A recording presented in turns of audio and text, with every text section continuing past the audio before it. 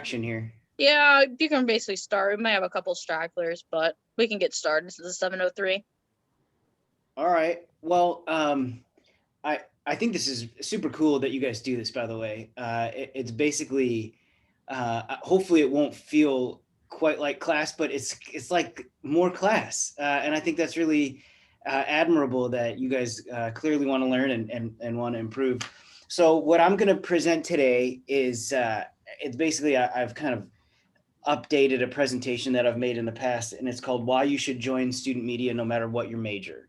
And it sounds like some of you guys are getting ready to get involved with student media, with hopefully a partnership with FITV and the AMS group, and still gets this Panther Weather team going.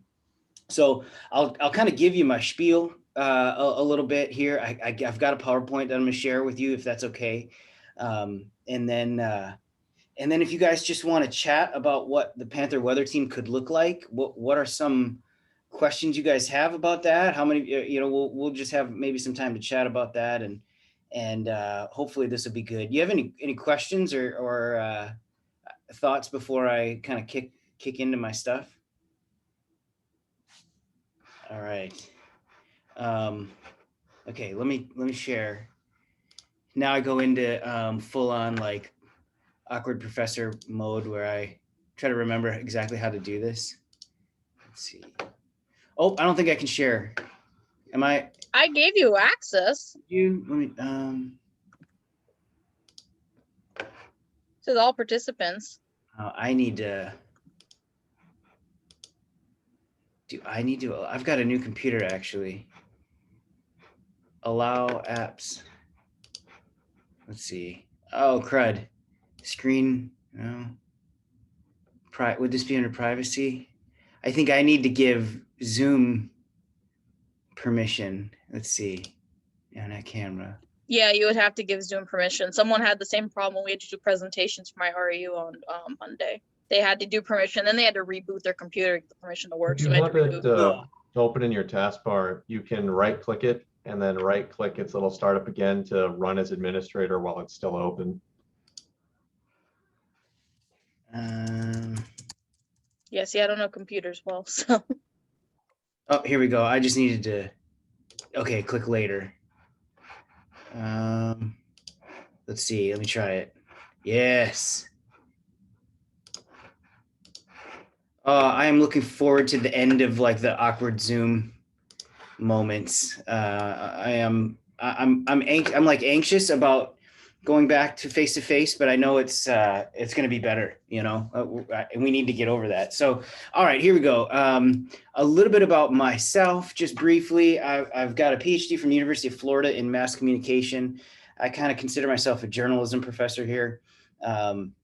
I'm director of student media, so I don't necessarily oversee, but I'm the advisor to the Crimson, FITV.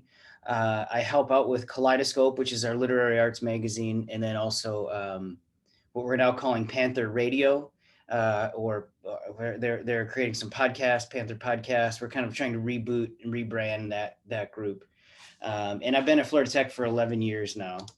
So let's talk about the First Amendment. And I think it's worthwhile to talk about the text of the First Amendment. I just think this is such an important sentence in our Constitution. It says, Congress shall make no law. Oh, I've got your pictures covering the words. Respecting an establishment of religion or prohibiting the free exercise thereof, or abridging the freedom of speech or of the press, or of the right of the people to peaceably assemble and to petition the government for a redress of grievances. Normally I do a little activity where I make you write down the 5 freedoms that are protected in the First Amendment. And usually it's awful. A lot of people put guns in there, and they put like, the not testifying against yourself. It's pretty brutal. And then I used to do, this was back, 10 years ago, this worked better. I would say, write down the 5 members of the Simpsons core family. And now students don't even get that right. I don't know what's wrong with our education system that students don't know the Simpsons. But anyway, it starts out with this really kind of powerful statement: Congress shall make no law. Normally, when we think about laws usually restrict what we're allowed to do, right? Laws generally restrict our freedom. You think about laws that prevent us from getting drunk and driving in a car, right? It restricts my freedom, of course, for good reason, but it does restrict my freedom. But this one, it doesn't restrict my freedom as an individual. It restricts what the government is allowed to do to me.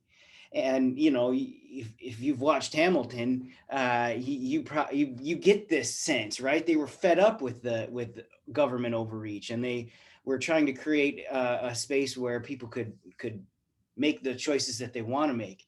And then this sentence kind of gets laid out in a really logical way. And I listened to a podcast called More Perfect. And oh, is that Shipatowski? Yeah, Andrew, how you doing, pal? How you doing? Good to see you. Good to see you. How are the Phillies doing? Oh, don't even want to talk about it. Yeah, I don't want to talk baseball either. Good to see you, man. What was I saying? Andrew made me lose my train of thought for a second. Oh, that it lays this out. The podcast that I like to listen to is called More Perfect, and it's actually about the Supreme Court. It's fascinating. It's absolutely fascinating. And so this is where this next idea comes from. So really, this is the First Amendment protects the progression of a political idea. All right, so we'll kind of take this piece by piece. The first thing it says is we are not going to tell you what you have to think or what you have to believe. We are not going to establish a religion. That's up to you. And secondly, we're not going to disrupt your ability to practice that religion, right? So the space that happens up here, these ideas that are in your head, that's sacred. That is yours and yours to do with what you want. It is not the government's job to determine the ideas that go in your head, okay? Secondly, once you've had these ideas, you're allowed to talk about it, right, with other people. You're allowed to bring them to your community, to your friends, and say, hey, what do you think about this idea that I just had? And that idea will hopefully get, agreed with or disagreed with. It'll get batted around, and it'll turn into a better idea because you've talked it through with other people, right? And then the next one is the press. So if you've got an idea that you were allowed to have and you shared it with other people and it got refined into a really good idea, it makes sense then that you can talk about it in a massive way, right? This is mass media. You've got the ability to spread that information around with other people. And of course, once you've done that, once you've spread it around to other people, the next logical thing is, well, let's organize, right? Let's get together, the right of the people to peaceably assemble. Let's gather together. And this shows up in Black Lives Matter. This shows up in March for Our Lives, Trump rallies, church, right? All these opportunities for us to gather. And the government, they can maybe tell you where and when, but they can't tell you if. You guys get to gather, right? And so we get together and we assemble and we take action and we come up with ideas and we operate as a society. And then finally, once we've done that, once we've got a movement, we got to go to our representatives, right? We've got to go to our elected officials and say, hey, man, right? I mean, back then it was definitely man. Now, unfortunately, still most often it is. Help us solve this problem. We've got a grievance here and we want a little redress, right? And if they don't, you throw the bums out. It's really awesome. I mean, every 2 years, the House of Representatives gets held accountable. Every 4 years, the president. Every 6 years, every senator gets held accountable. If they're not going to do this, we're throwing them out. First Amendment really protects. Sometimes we pick apart these little pieces, the parts that are our favorite. The press is like my favorite, right? Because I'm a journalism professor. But the whole thing together, it's about political ideas. It's about movement. It's about democracy. And it's really a pretty fascinating thing. And then, of course, this has kind of evolved into freedom of information, right? So we have access to government information. It's not government information, it's my information. So I can look at police reports. There was a car crash. I live on a slightly busy road. There was a car crash literally right outside my front door. Probably 40 miles an hour both ways head on. I was actually sitting at my kitchen table getting ready for my summer class and heard one screech for just a split second. So they didn't slow down by much. And I deserve a look at that crash report, right? That is a public record. And so I can take a look at that. Contracts, whenever a government enters a contract with a private organization or with other government entities, that's a public record that we have access to. Courts, of course. But oftentimes we run into issues of national security. Slow officials can disrupt things. They can charge money for access to records. And so there are all sorts of ways. You can see how like there's a lot of kind of push and pull between the strong Congress shall make no law kind of attitude that comes from the First Amendment, all these different ways that they kind of pull back on that a little bit. And there are some limits, right? Number one, of course, is libel law. You can't print false stuff that's going to hurt somebody else's reputation. If you do that, you're going to get sued, right? And you'll lose. You have to get your facts right. And so libel is something that journalists really need to know a lot about, right? Really need to understand, okay? Copyright law, you can't use other people's stuff. And if you guys are gonna create some graphics for Panther Weather Team, you got to make sure whatever you're using, you've got permission to use, right? Maybe you've licensed it, maybe you've created it yourself. And so copyright law kind of is a prohibit on what we can say. And then, I mean, just truthfully, the economics. I am kind of a print guy. I know you guys are headed toward broadcast and Andrew's doing it. But the economics of journalism is a problem. The South Florida Sun Sentinel, which is down in Fort Lauderdale, won a Pulitzer a year or two ago for their coverage of the Parkland shooting. They did some amazing work. And if you, there's I think it's called Voices of Change, is a absolutely gorgeous video series that they did about victims and their families. Really amazing. Well, they just got bought up, right? Their company, they were part of Tribune Publishing. They just got bought up by a vulture capitalist. That's the second day after, 2 days after the purchase, there was a first round of buyouts. And so the economics of journalism are making journalism organizations less powerful because they're less financially stable. And that's going to cost us as we have a citizenry that I think is going to become less informed or more easily misinformed. But the economics of the industry are real and they're important. So that's a little bit about the First Amendment. I just take every opportunity I can to talk about it. I think it's so important. So here we go. Why you should join student media, no matter your major. And maybe Andrew, we'll talk about this a little bit, but I planned on mentioning this. When you were looking for your first job, I got a phone call from a news director. What was it, South Dakota, North Dakota, something like that? South Dakota. South Dakota. And they said, Andrew put you down as a reference. Can he be a reporter? And I was like, look, I mean, he's like a flat out weather nerd. He loves the weather. But he has joined student media and he has learned how to tell stories. He's learned how to do some reporting. I said he's green. He's got there's a lot of growth to come, but yeah, I think he can do that. And he got the job, he's moving along. And I really believe that his time at the Crimson played a role in that. Andrew, tell me if that's true or not. I think so. This is the first time I'm hearing this, actually, that they called you. But no, it definitely did help me. And it put me in the right point me in the right direction to get you do journalism as a whole. Yeah. And the more well-rounded your skills are, I think the more attractive you become to these news organizations that are lean and mean. They may need the weather, the meteorologists to also be able to do traffic or tell some stories when there's a crisis. So anyway, here's my spiel. Why you should join student media no matter what. Number one, it forces you to write. I mean, we cannot emphasize enough how important it is to be a good writer. And the only way you become a good writer is by practicing. And I'll run into students, they'll show up and they'll be here. They'll have been at Florida Tech for like 2 or 3 years, and they say they want to be a journalist, but they haven't done any journalism. You can't be a journalist if you don't do journalism. You can't be a good writer if you don't find places to write.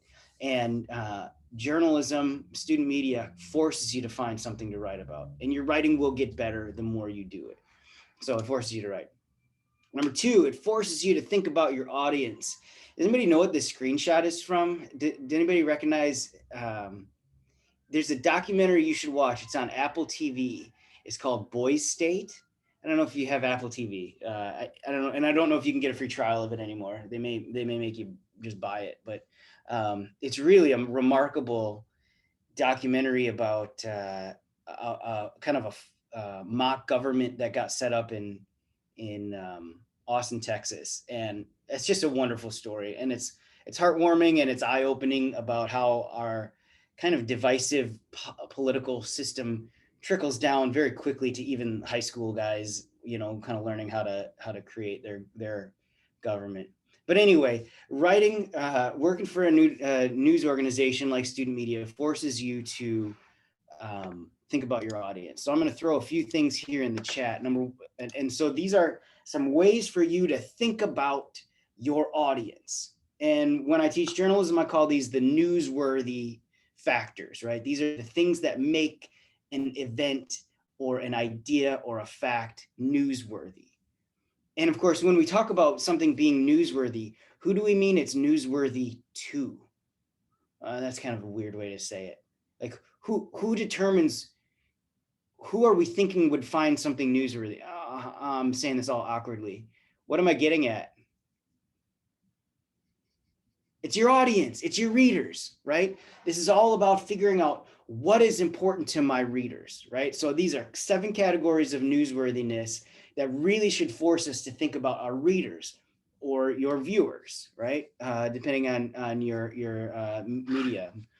So the first one is timeliness, right? And so a car crash I'll use car crash kind of throughout, but I don't know, we could throw this into like weather stuff too, but a car crash that happens, that is happening right now is of course automatically more newsworthy. It's more important to me than the one that happened 2 days ago. And I'm probably not going to click on a story that was two days old about a car crash, but I might on the one that just happened, right? So timeliness is important. If you're looking for something analogous, you could make it, tornado warnings or outbreaks, something very recent people are going to care a lot about versus last month's outbreak someone might look at just in passing news. Yeah, I barely care about what the high temperature was yesterday. Maybe that's slightly interesting, but of course I definitely want to know what the high temperature is going to be today as I'm trying to figure out, what I'm going to wear. So timeliness is definitely important. The next one is proximity. That is how close it is to you. So if I'm working for student media and there's a car crash out here on, I'm in Crawford, so maybe it's out here on University and Country Club Road, as a student journalist covering what I like to call the city of Florida Tech, right? We're the newspaper that covers the city of Florida Tech. And by the way, that city has all the things that a regular city would have. It's got citizens, we call them students. It's got government, we call them the administration, right? It's got, it's got jobs, it's got all the stuff that would go into, it's got crime, it's got police, it's got all the stuff it's got government, it's got student government. There's tons, it's a city. But the closer it happens to my readers, the more it matters, right? And normally, I don't give 2 hoots about the high temperature in Portland, but everybody's talking about that now, right? So proximity generally is like, yes, if it's close, it's important, but it can become also important if there's impact. And again, that's impact on your, thinking mostly about impact on your readers. The temperature in Portland has become important because of the impact that it is, the indication of what is happening with our climate. the fact that this is a dangerous situation up there, right? So the high temperature important all of a sudden does become important to me because of the impact. How could a car crash have impact? I'd say if it maybe breaks something along the road or breaks something along the side of the road, could hit a power pole, could Totally. break a median. Traffic. Yeah, blocks roads. Yeah, that's the first one. But Joseph, you came up with a whole bunch of other good ones too. Yeah, traffic is usually the first one, right?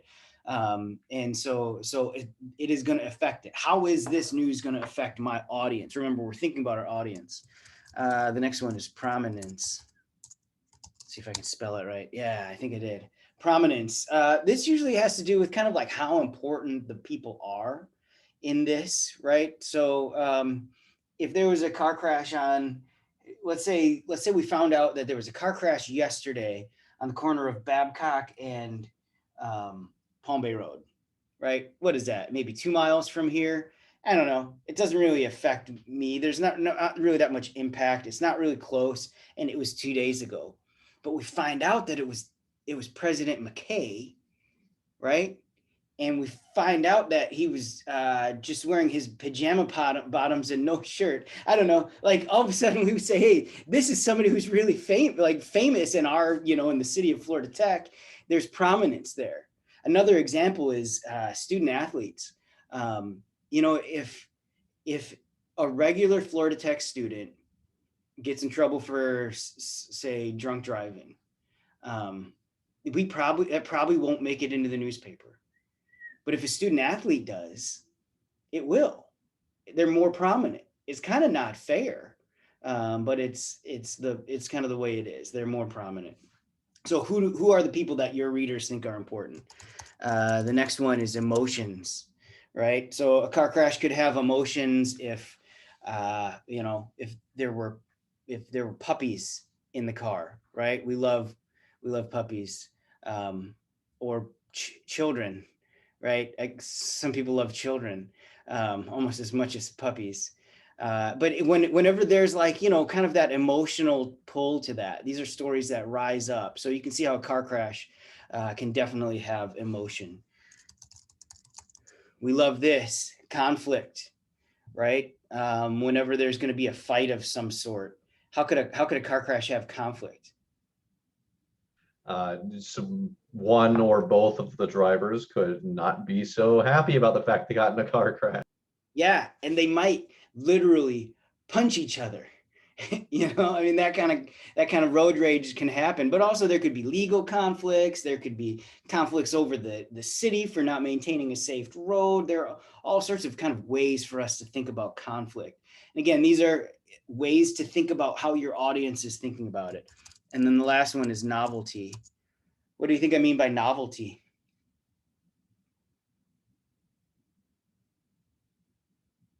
It's like how strange something is, right? It's the same use of novel that's in the novel coronavirus, right? It's new, it's strange, it's different. It's one that we haven't experienced before. And I'll give you an example. This is a real life example. So I like to run. I have run several miles in West Melbourne. From here, from Florida Tech, from where I live, I've run several miles, and I've never been in the newspaper. And I've never been in a British tabloid. But there was someone who decided to go running in West Melbourne who decided to do it without any clothes on. And he literally, I think it was the Daily Mail in the UK, ran a story about this guy in West Melbourne running without clothes on. So something as obviously weird as nudity is going to make something novel, right? But there's all sorts of reasons why a car crash could be novel. Maybe, I don't know. I'm not even going to give you examples. Florida Man, exactly. I mean, the Florida Man is a perfect example of just like strange novelty that rises to the level of news. And weather all the time, right? I mean, you guys are constantly talking about records, right? And how is this different? Oh, it's warmer than it's ever been. It's colder than it's ever been. There's more rain than there's ever been. There's less rain than there's ever been. So that automatically makes something kind of newsworthy. All right, so it forces you to think about your audience. And once you get good at thinking about your audience, then you really are able to tailor your writing or your content if it's you're producing video or live stuff to your audience. But you have to know about your audience. So student media forces you to do that. All right, number three, it forces you to organize your thoughts. And does anybody know what this shape is designed to represent? It's called the inverted pyramid.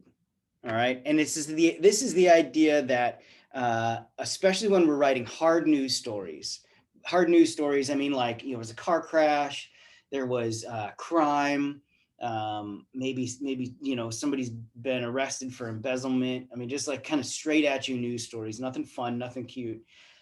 We usually organize them in what we call the inverted pyramid.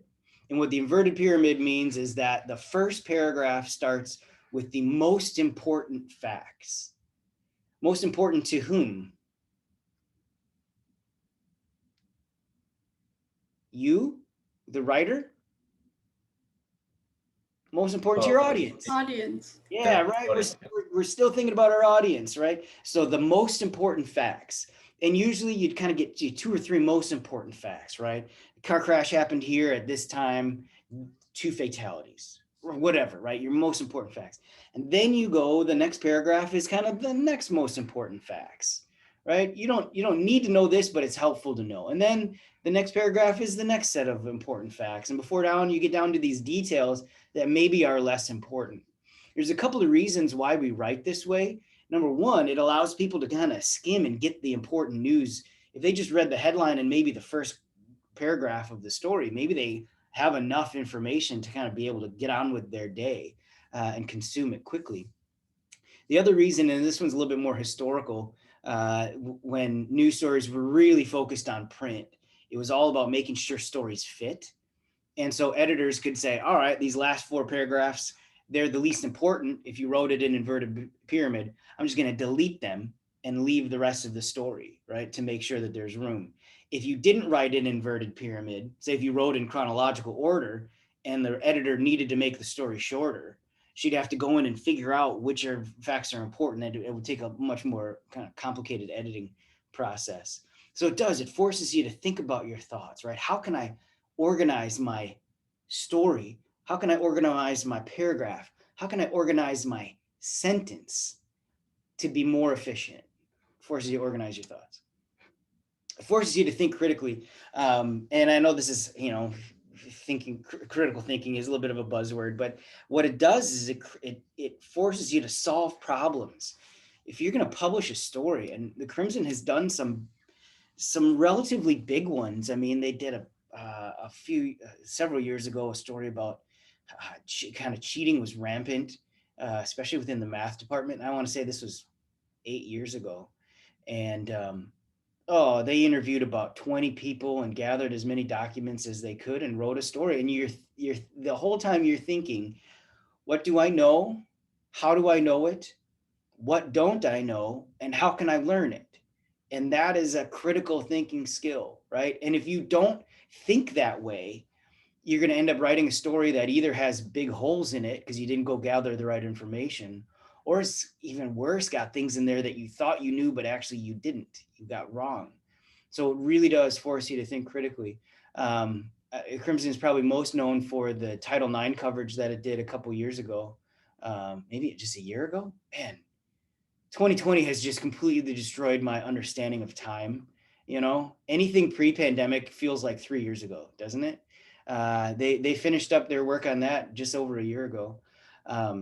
And that was serious stuff because there were people trusted the Crimson with their stories, very important stories.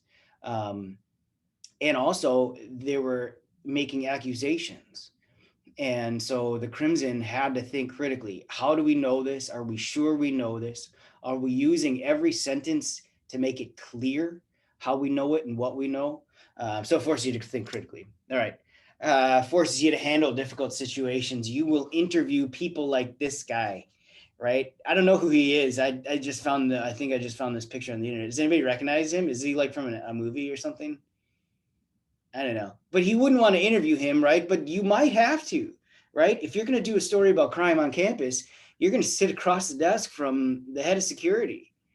If you're going to do a story about Title IX, you're going to sit down probably with the dean of students, and you're going to have to ask difficult questions. You're going to have to maintain your composure, and you're going to get better at those every time you do them. Force you to handle difficult situations. Forces you to be creative. I'm not really like in a big Hamilton kick, but I don't. So anyway, but he's back. Have you seen Hamilton? You got to see Hamilton. It's just absolutely lovely. It was on Disney Plus, so it's on watch Disney it. Plus. Yeah, that's how I watched it. Me too. And Lin-Manuel Miranda. I mean, he's just flat out a genius. Like there's all there is to it. But it does. It forces you to be creative. And what I don't mean by being creative in student media is like making stuff up. We don't do that. In fact, we do the opposite of that. We don't make anything up. We go and find facts, right? We go and try to tell the truth as best we can, our best understanding of what the truth is. That's what our job is. But it forces you to be creative in a couple of different ways. Number one, you can always write it pretty, right? You can always have that sentence that zings. You can always have that opening statement that catches everybody's attention. That takes creativity. But also creativity in how you're going to find information, right? Where else can you look to get this? How can you get this stuff confirmed? Who else could talk? Whose perspective or voice isn't in this story yet? It forces you to be creative. Forces you to write concisely.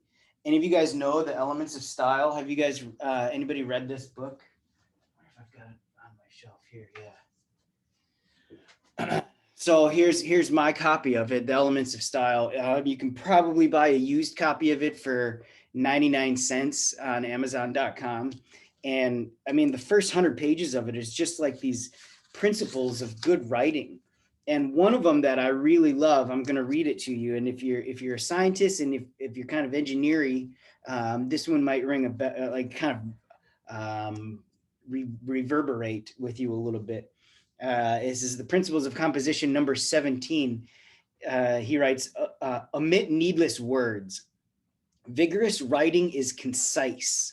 A sentence should contain no unnecessary words, a paragraph no unnecessary sentences, for the same reason that a drawing should have no unnecessary lines, and a machine no unnecessary parts. I love that. And you can see how engineers kind of like, oh yeah, that makes sense. You have extra parts on a machine. That's cost to make the part. That's, another part that's going to break. It's going to be heavier to ship. Like all these things that an extra part on a machine are going to do. If you can get rid of it, you get rid of it. Same thing goes for a sentence. Same thing goes for a paragraph. Same thing goes for a story. Omit those needless words. But this requires not, I'll go on here. This requires not that the writer make all sentences short, or avoid all detail and treat subjects only in outline, but that every word tell. And so that every word has to be doing a job. And if you can get yourself to write like that, you get yourself to think like that, you get yourself to speak like that. Now you're on TV and the camera light's on and you've got a green screen behind you and you're going to be efficient with your language and your viewers are going to love that about you. Okay. Be concise. Forces you to work under deadlines, meet deadlines and work under pressure. I mean, we got to get stories out. The Crimson, we're going to return to print this year, and that means deadlines. We've made a promise to the university that we are going to put these papers out in a timely fashion, and you got to make the deadline. And that is a skill that will always be beneficial. It forces you to create some evidence of your skills and experience. And this is kind of Andrew is the example of that, but there's, tons of them. The two reporters that worked on the Title IX story are both working at daily newspapers. And I'm telling you, like, to get a job at a daily newspaper is a hard thing to do these days because they're laying off people. They're going the other direction. And there's a lot of talent out there that's kind of underutilized. So the fact that they're working daily newspaper jobs, one of them here at Florida Today and one of them down at the Treasure Coast, TC Palm, it's because they didn't just say, oh yeah, I know how to do journalism. They say, I know how to do journalism, and here, look at this, right? Look at the story I did. Look at this, look at what I wrote here. And so by joining student media, if it's FITV, you guys are going to have all sorts of tape of yourselves that if you want to get a job in media, you say, hey, look at what I did. Don't just listen to what I've said. Here's what I've done, right? And look at the first one I did and how terrible it was, and look how good I've gotten along the way, right? You create some evidence of your skills. And that's really important. And I don't care what field you're going into, whether it's student media or not. If when you graduate, you need to not just be able to say, hey, I'm smart because I got a degree from a really great university. You need to be able to say, I'm smart, and here's the things I've done that prove I'm smart, right? Here's the evidence. Employers are looking for that. And then finally, it's fun. It's like The Office. I don't know if it's like The Office, but people make lifelong friends. I've made friends with the students who have come through student media. We go, you kind of go through things together, and you get mad at each other, and you get frustrated, and you have a lot of fun. You cause a little trouble. You get people to talk. It's just a really fun thing. Okay. So let's just do a little practice. Let me try this. Am I sharing? Let me see. Am I sharing my screen? No, I'm just sharing the PowerPoint. Let me go to new share.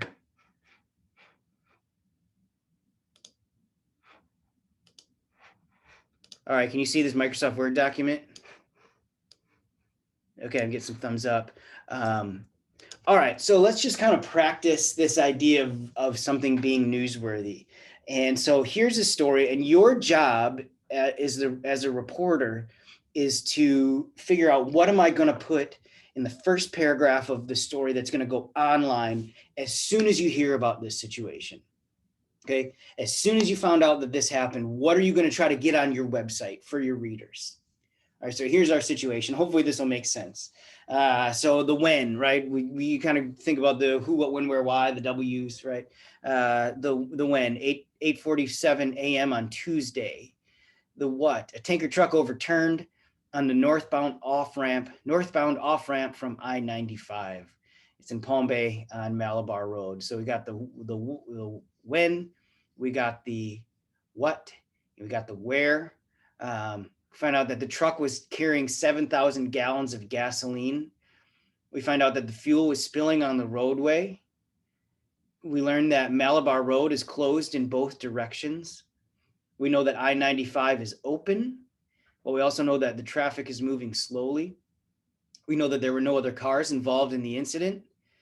We know that BCFR, that'd be Brevard County Fire Rescue, has hazardous material team has been called to evaluate. We know that they've already been able to get the truck tipped back up using airbags, I guess. I don't know if that's real or not, but that's what I've got here. So let's assume it's real. We know the name of the driver. The name is Dave Ebers. That's the who, right? And oftentimes in a story like this, the who is like the least important, unless it was Dr. McKay or, somebody, LeBron, maybe LeBron tipped over this truck. Then the who becomes important, but normally the who is kind of not that important. But anyway, we found out where he's from, Omaha, Nebraska. He's 53 years old. We find out that he was wearing a seatbelt and that he was unharmed. Okay. So what I want you guys to do, write this down on a piece of paper, or I don't know, somewhere.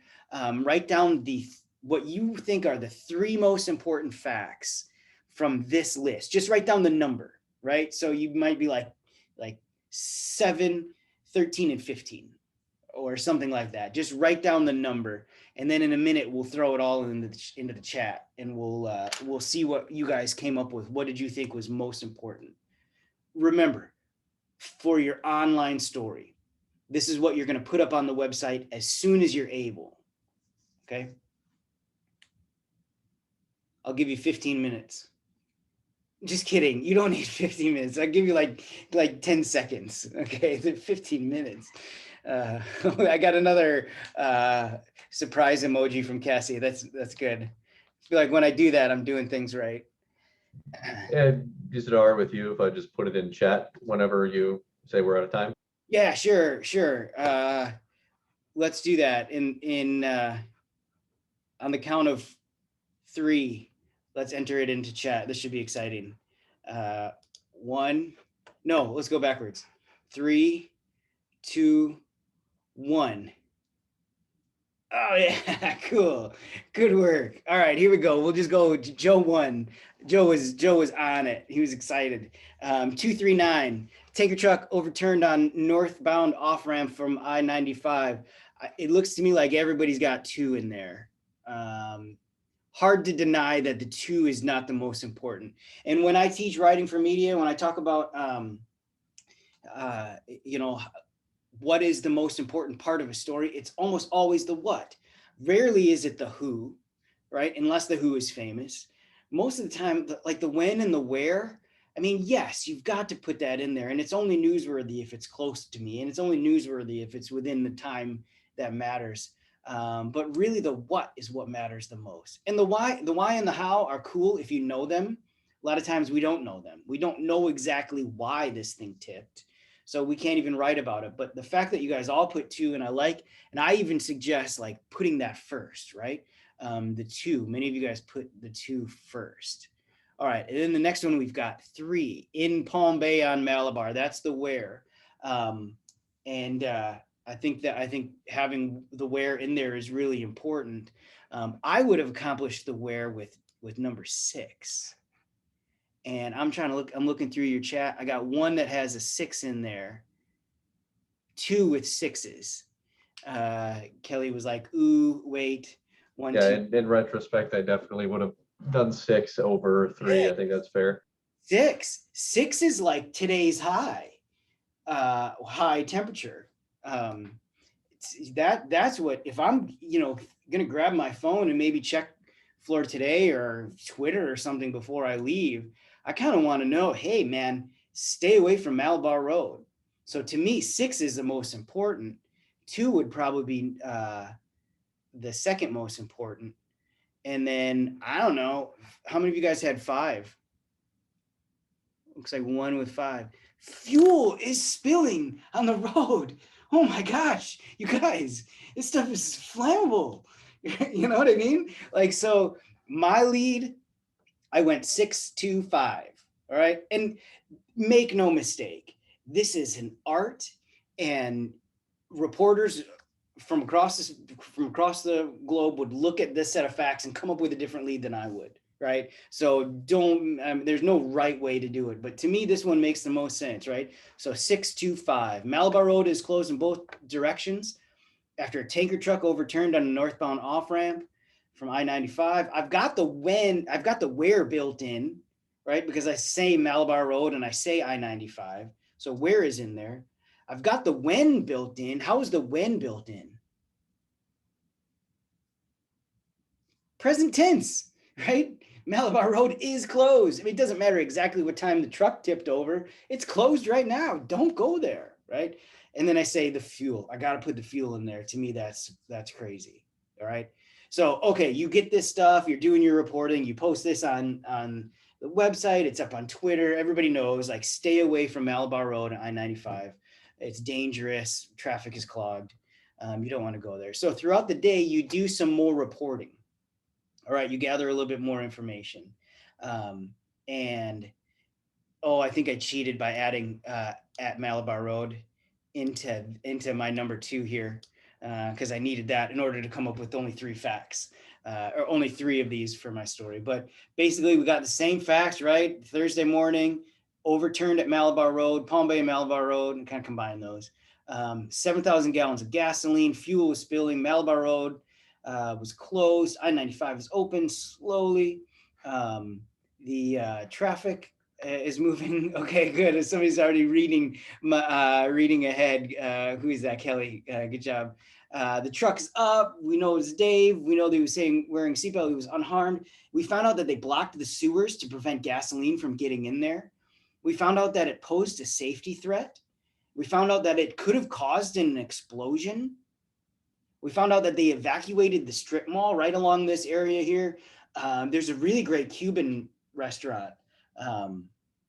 What is it? Tree of Life Cuban restaurant right there on the corner of Malabar Road and I-95. Some unbelievable sandwiches.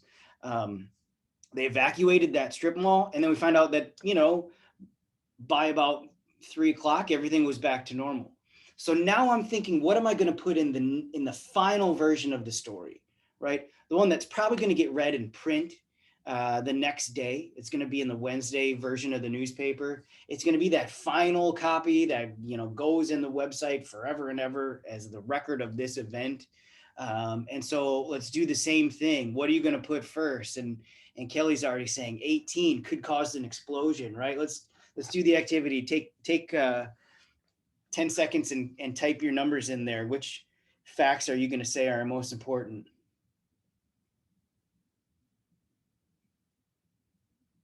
All right, 3, 2, 1, send. Oh, Joe again, how did you do that? All right, good. And so we got 19 evacuated a strip mall. We've got 2, right? You gotta have 2 in there. It looks like everybody's got 2 in there. How can you not talk about that it tipped over? 5, I kind of talked a lot of you guys into putting 5 as important, and I think 5 makes sense in order to explain something like 18 or 19, right? I got 2, 5, 20. The roads are back to normal. A handful of 20s. To me, in my opinion, 20 is a low detail, right? 20 is barely below that nobody was hurt. Like when nothing happens, that's not news, right? So yes, of course I got to put in there that the driver's fine and that nobody got hurt. And of course I'm going to put in there that the roads were open, but it would be newsworthy if 24 hours later the road was still closed. That would still probably be my lead, right? But the fact that kind of things are back to normal, usually that falls to the side a little bit, right? Does somebody unmute and say something? You can say it, you can disagree with me. All right, here's what I put. 2, 18, and 19. All right, cause an explosion in a strip mall. I mean, an explosion, like that doesn't happen. And same thing with evacuating a strip mall. That's a private business, you know. Somebody they need that place open in order to, you know, pay rent and to feed their families. You don't just evacuate a private business unless this is something huge. So here's what my lead looks like. A tanker truck overturned on the northbound off ramp from Interstate 95 at Malabar Road, leading to the evacuation of a strip mall and threatening an explosion. And again, we could come up with different ways to word this, different, you know, facts that you think are more important. You could have started out with a strip mall was evacuated under the threat of explosion after, right? So then you, in fact, even what you think is most important, the evacuation and the explosion, even put that, I talk about inverted pyramid in the sentence, right? What's the most important part of my sentence? I'm going to put first. So anyway, any questions or thoughts about this little activity?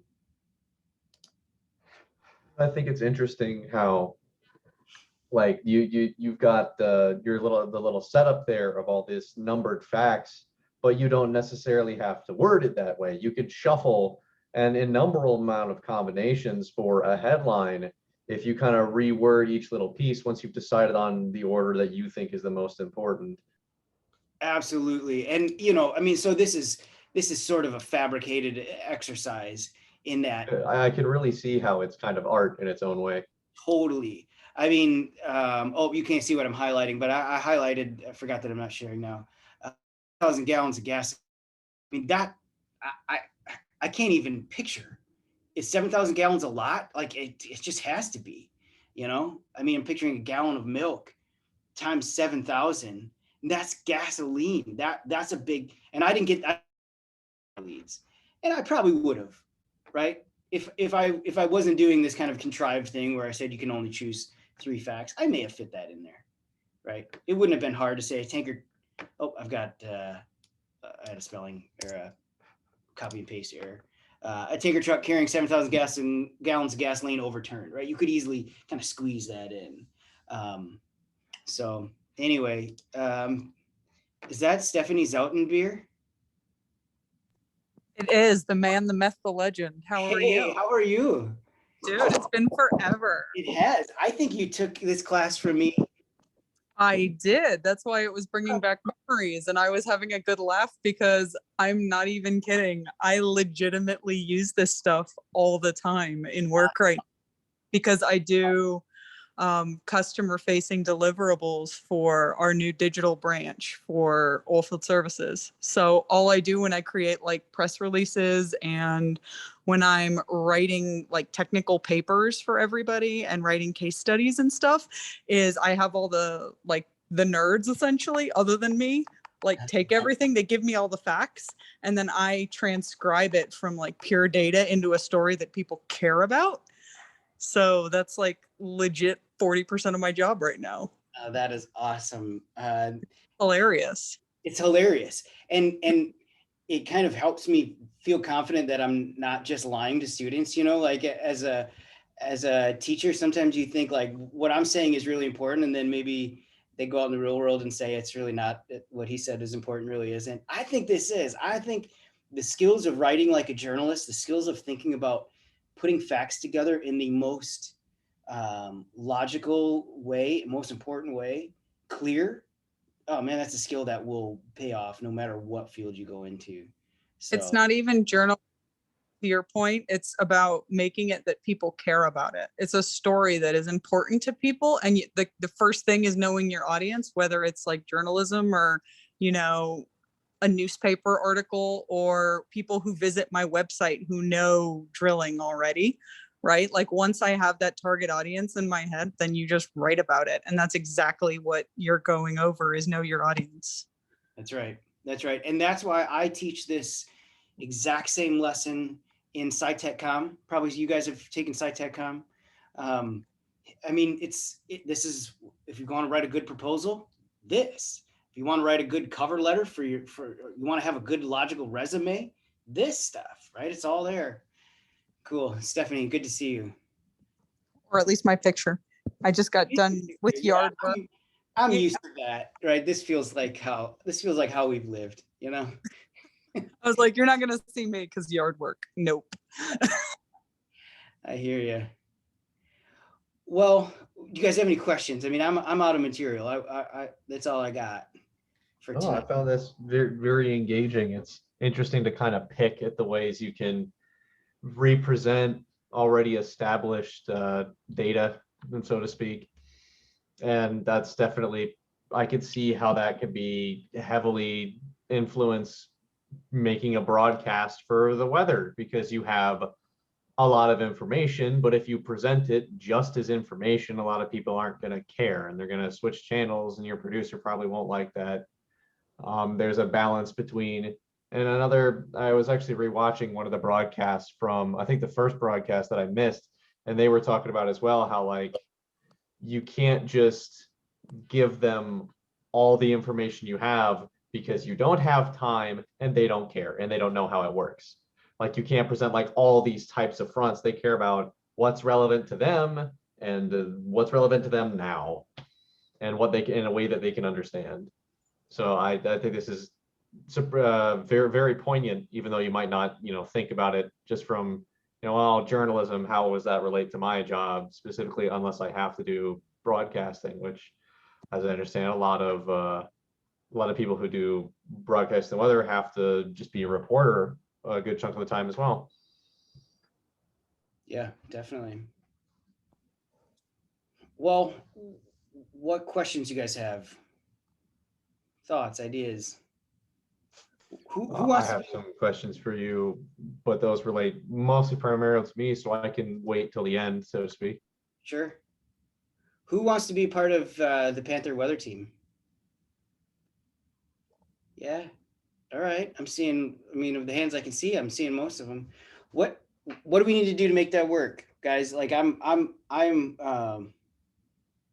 this is right now, this is like a dream, right? Cassie and I kind of connected. I think I was on Facebook. I was like, Yeah. Cassie, I have a little dream. And Cassie was like, I have the same dream. And so we're trying to figure out how to make this dream something. It was a connection at first sight. It was, yes. Don't let your dreams be dreams, okay? Don't let your dreams be dreams. Just do it. Shia LaBeouf would say, just do it. Exactly. So I think Cassie and I kind of thought, oh, over the summer we're gonna have all this free time and we're gonna be able to spend as many hours in the studio as possible. And we both found out that none of that was true. And so most likely this is gonna. Here's my vision, and you guys push it forward as fast as you can, or slow it down as much as you can, as you need to. But I'm thinking when we meet somewhat regularly in the fall, weekly maybe, and get ourselves in that studio and do maybe, I don't know, maybe do 4 to 6 weeks of kind of practicing, right? Let's just get in there and get going, and figure out what is this equipment, what are our skills, how does this all work, who's going to play what roles. That to me, that sounds fantastic, because I can learn in theory all day long, hours on end, be tired out of my mind, but I learn faster and a lot more effectively just hands-on. Even if I don't know anything, just having practice runs in person, I will learn much faster. Yeah. And I'm a big believer too in, rather than, like, even in my classes, usually rather than one big writing assignment where you get feedback at the end, I like to do several small ones where you're constantly getting feedback. So let's give this a try. And then, but at the end of, 6-8 weeks or so of trying that, we're gonna be right in the thick of hurricane season. And you guys may have some real, oh, everybody's excited for a hurricane. Oh no. I understand. I get it. But it also was like, oh gosh, that could be my house, But we may kind of get to that point and feel like we've got our legs under us, or at least can start providing content. Well, yeah, right. I mean, it's exactly right. So we'll get there. Yeah, That's Kelly, a, I find it funny you say that. I was actually spent last year very, very angry because I was supposed to be interning under a meteorologist at a news station, and then we had like the most active hurricane season ever, but it was canceled because of COVID. I was like, it was so close to getting like so much experience on exactly that. So yeah, if we get a chance to like get our own rolling by then, I don't know what's involved. I'm not leading this in any capacity whatsoever, so I can't really put the fire under you. It's whatever time people have. I mean, yeah, it's I'm going to depend on back and forth skill, because some between. people might be able to learn quicker than others, and it could be like a kind of like a stair step-ish skill. Because hypothetically, what if Karsh is like a technical god and learns it in a week or two? She might be able to start producing content. But let's say, sorry, Matt, I'm not making fun of you saying you're dumb. But what if Matt is just slow and takes like 8 weeks? I'm sorry, Matt. You can make fun of me. It takes me. Okay, Sometimes Joe. Take What if offense, Joe takes? I bump into hardware that like I just do not understand the first time around. Yeah, it kind of depends how quick, because some people have different learning skills than others. The problem is, what we want to do over the summer is start like developing the equipment and trying to at least let me and a couple others get the experience, so that we can like train all of you. But then the guy Siddhant, who's the one that does the tech stuff, I don't know where he went. He just disappeared from the face of the earth. I sent him an email a month ago and he just never answered me. A lot of faculty and stuff, as I He's a student, but yeah, this has hit me in the Lake building as well, because like I've had to get a bunch of stuff sorted out for, the hiring process and being a graduate assistant. And there's a bunch of faculty missing.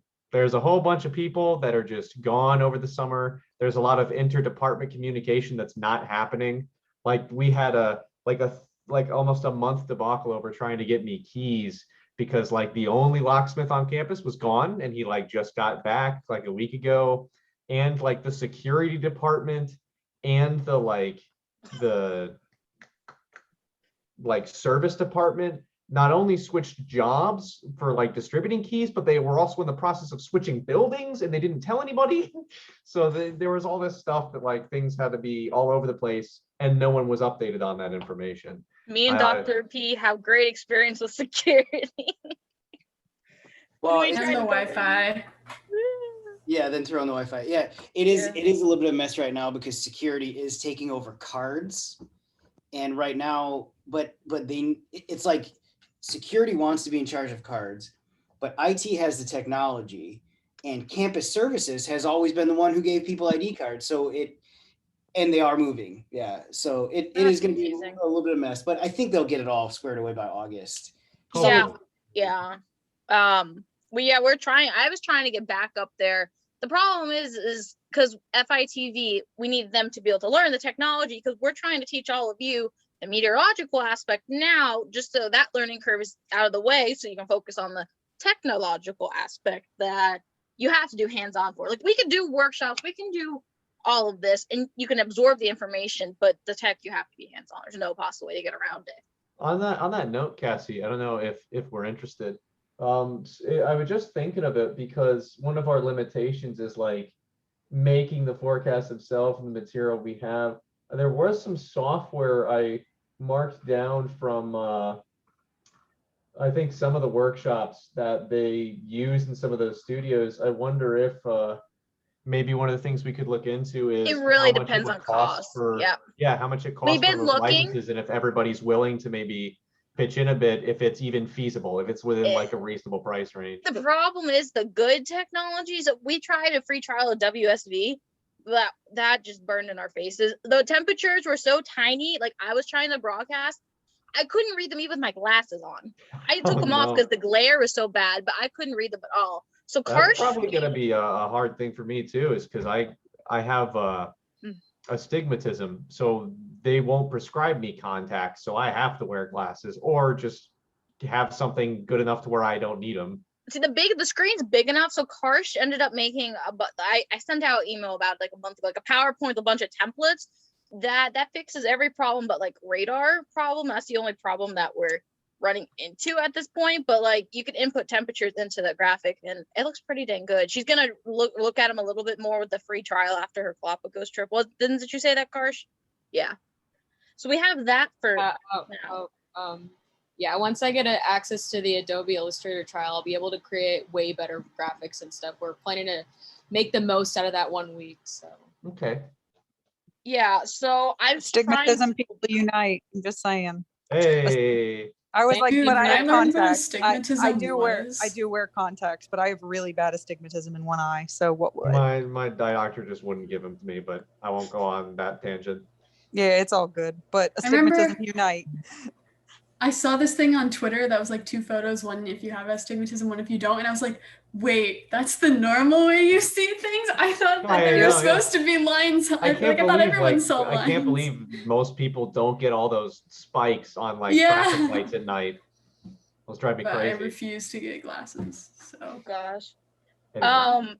The problem is also I was gonna try to come back a little bit early to try to work on it, but I don't know when Saddam's coming back. I think he went home to India. I want to say he said he was doing that.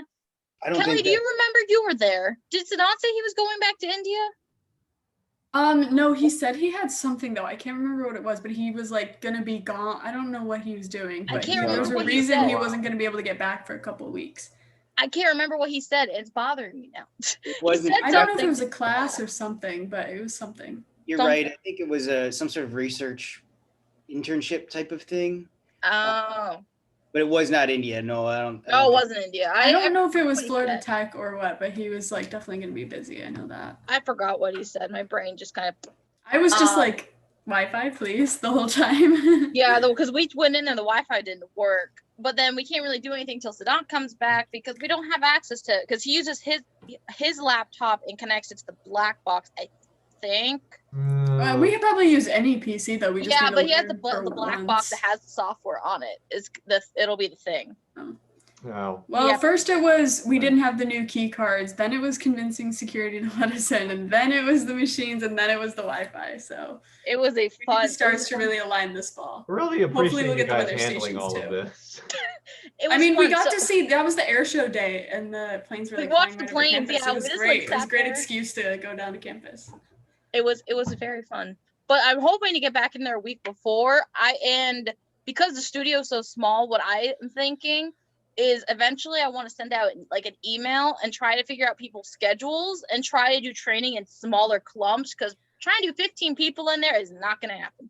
No possible way. But I want everyone, because we need a minimum of basically 10 people, so everyone likes to do 1 day a week, because we don't want you to have to be there every day because you have homework, you have jobs.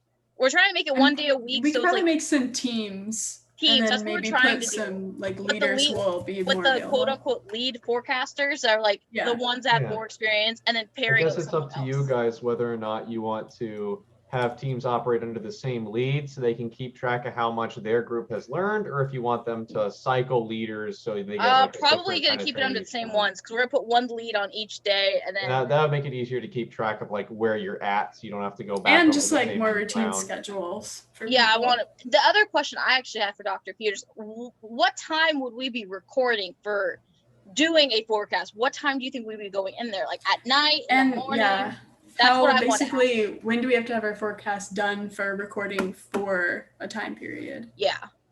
Do you have an idea of like, do we record them at night, record them in the morning? Sorry, yeah, we're the interviewers now. I'm meaning to ask that before I sent the schedule, like the link out, so I can say this Well, is the wouldn't the time we're doing. question then also be whether or not you're doing the daily forecast or you're putting out a 7-day?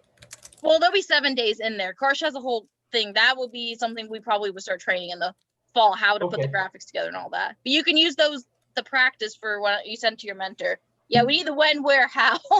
Yeah. Yeah. I just don't know what time we're doing it. So it's hard for me to send out to pick out what days people could do, because I was gonna send a Google form and give me all your availabilities. I was gonna make a schedule, trying to pair on like upperclassmen, underclassmen, leads, like trying to put all the factors together to make the best schedule humanly possible. So we're gonna do this at night, like at 6 o'clock or something, Dr. P. Well, when are you gonna post? When is this gonna? I mean, I assume right now the idea is just we're posting them on social I'm media. thinking at night for the next day's forecast and like the 7-day. Yeah.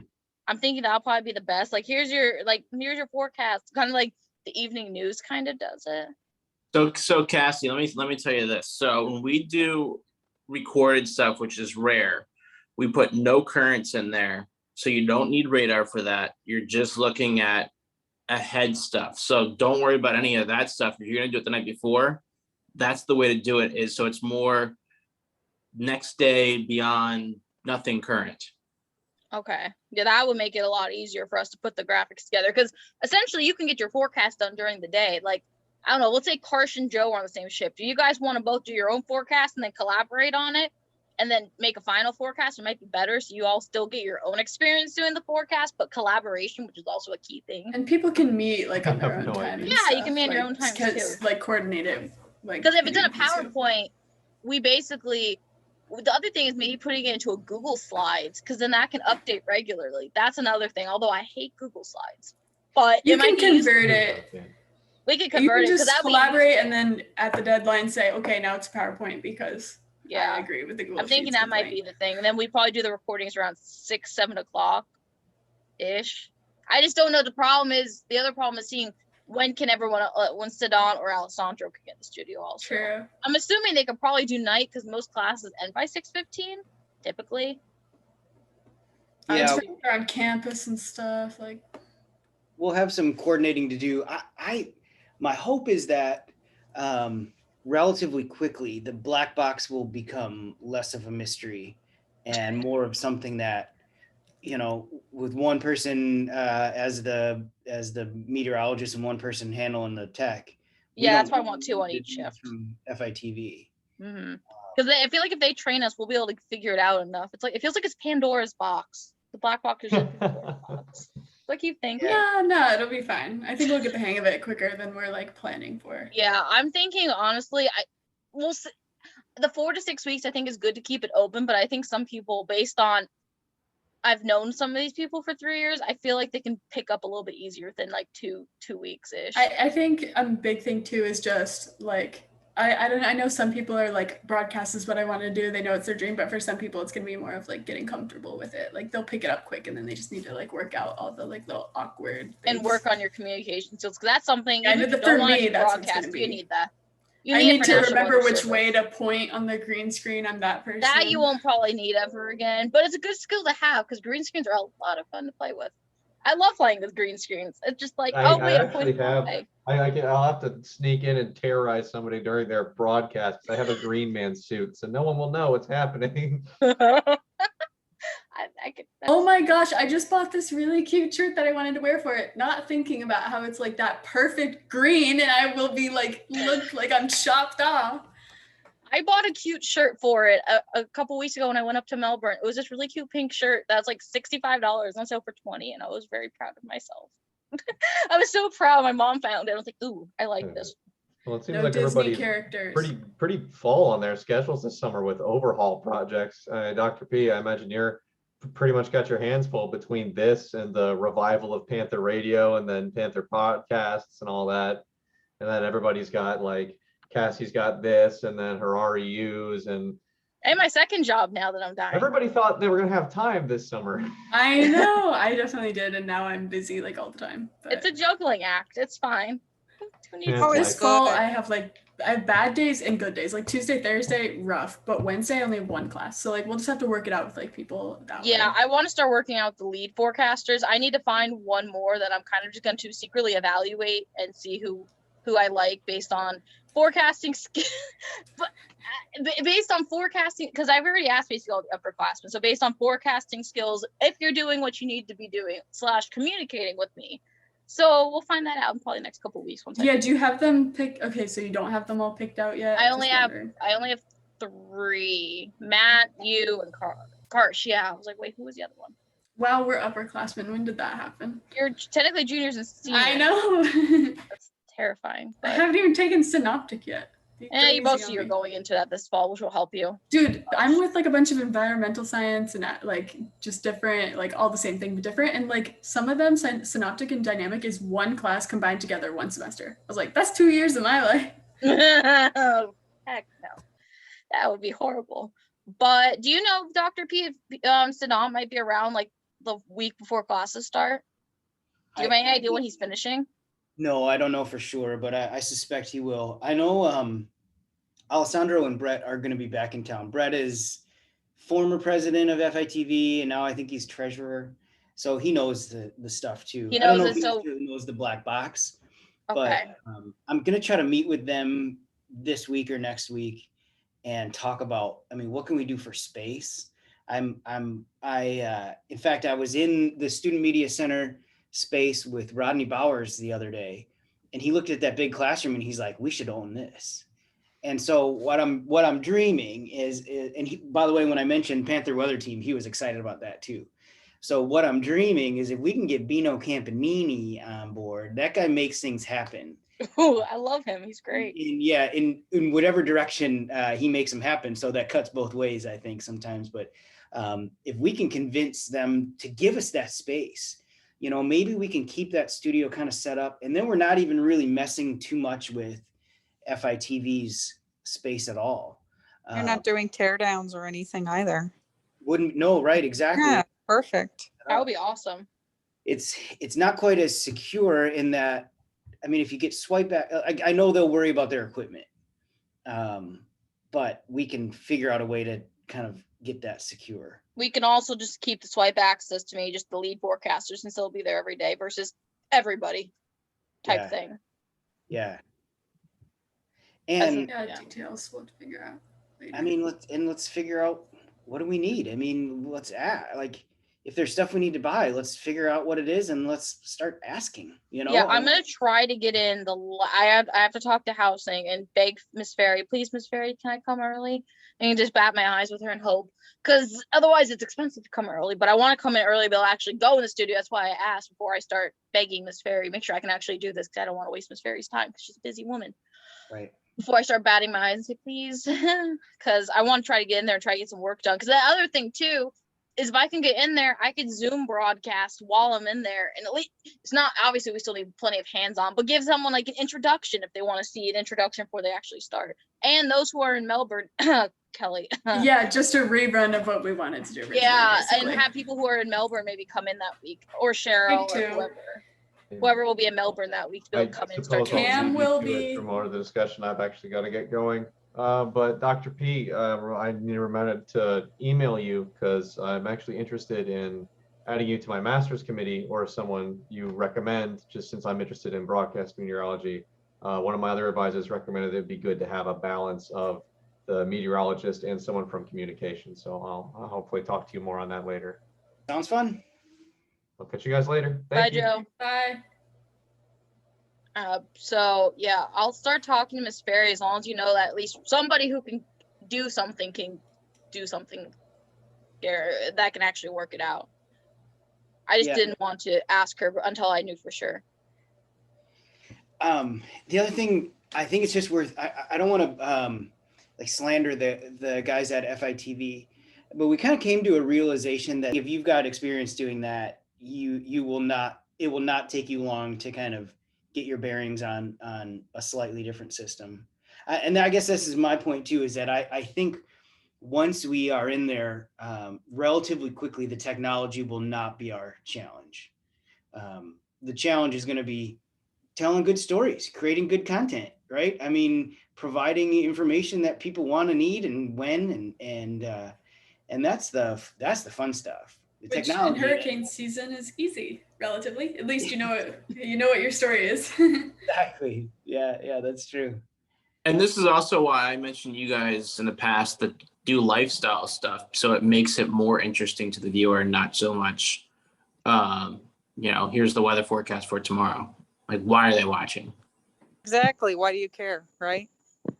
Or do cool historical stuff as well, right? When you're talking about analysis of this day in weather history and that kind of cool stuff.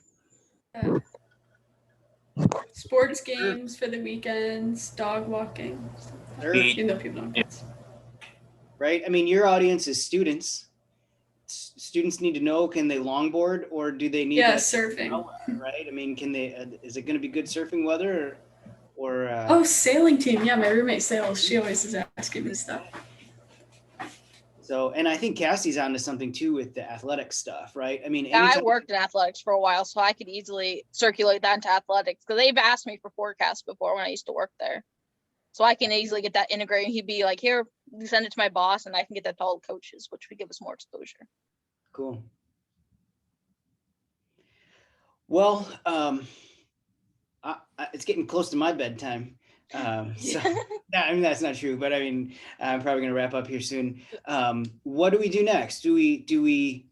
I think this semester, I don't know when the Crimson is going to meet, but as of right now, I don't have any like standing evening stuff. I'm not teaching a night class. So if you guys want to think about when is going to be an evening where we could maybe get most people together and sort of have a standing meeting for a few weeks at the beginning of the semester, I'll let you guys coordinate that on your own.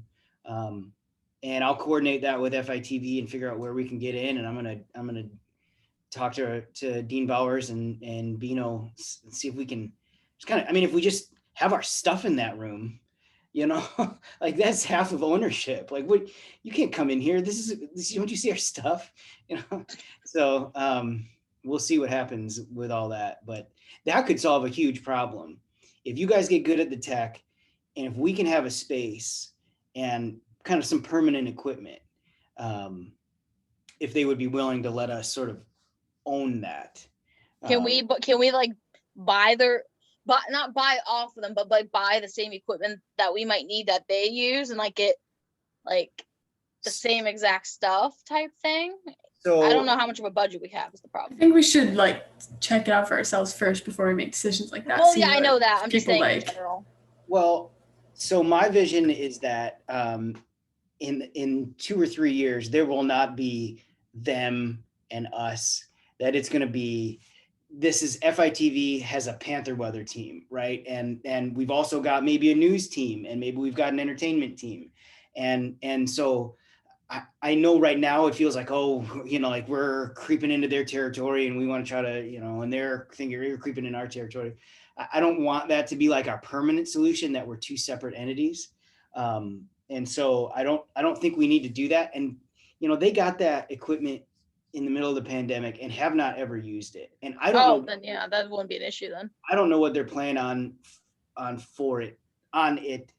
plan for it is, right? I mean, what exactly do they envision using that for?